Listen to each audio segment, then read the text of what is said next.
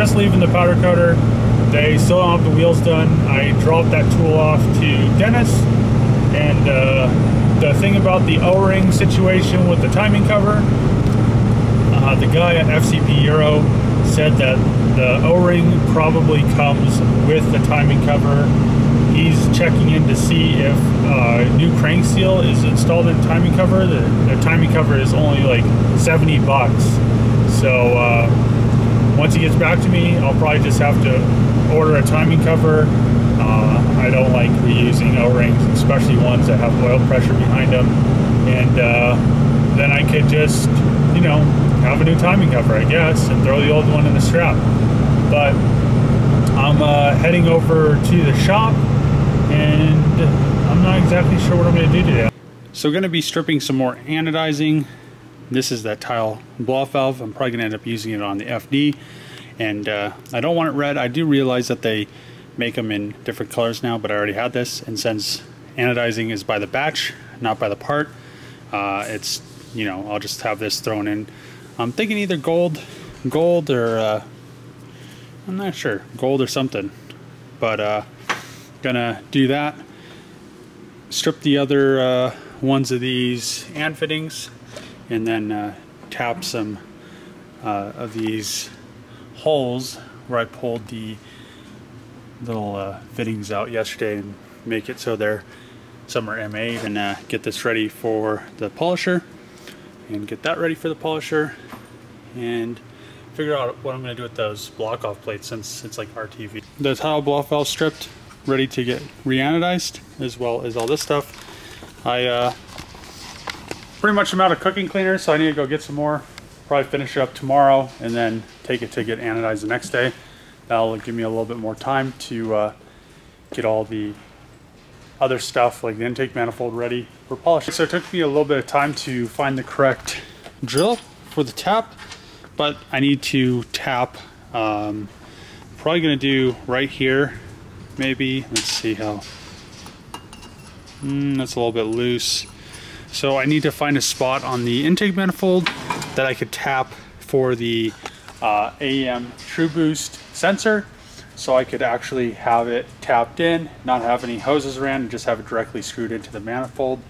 I also want to tap these, but I have to find the correct drill size. I don't think Trevor has one, so I'm gonna maybe have to buy or find my tap kit, but it's in my semi-trailer, which it's already dark and I don't want to go in there right now, and it's really windy, so I'm going to do as much as I can on this today, and then probably come back to it and work on it some more tomorrow, as well as get some more oven cleaner to do the rest of the and fittings. So hopefully some stuff like starts happening, but I think everything should go pretty smoothly.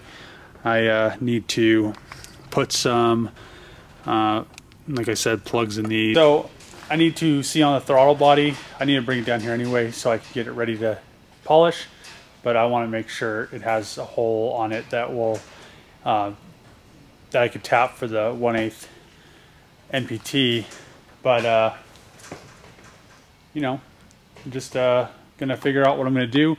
I'm on the edge of buying like an aftermarket intake manifold, and they have one pretty cheap with fuel rails and everything.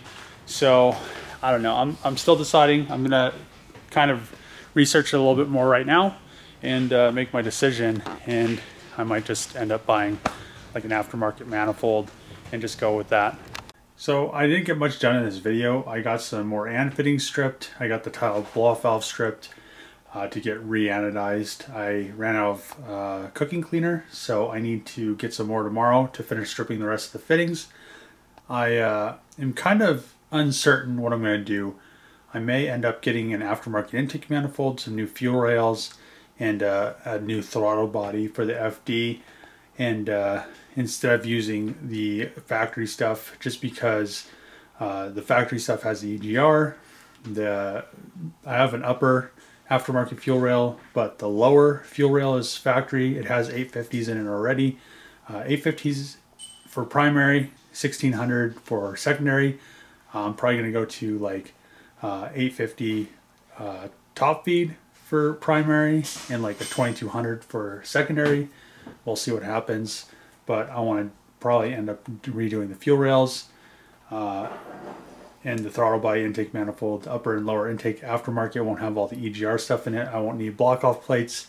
I can put in the AM True Boost sensor. I can put it on all the other sensors, and I won't have to do so much extra work. I'll still want to get it polished and get it all nice looking, and then I'll still redo all the fuel lines with hard lines. So I just need to kind of figure out what I'm going to do. I'm still deciding on what I'm going to order. I was looking at a few different options.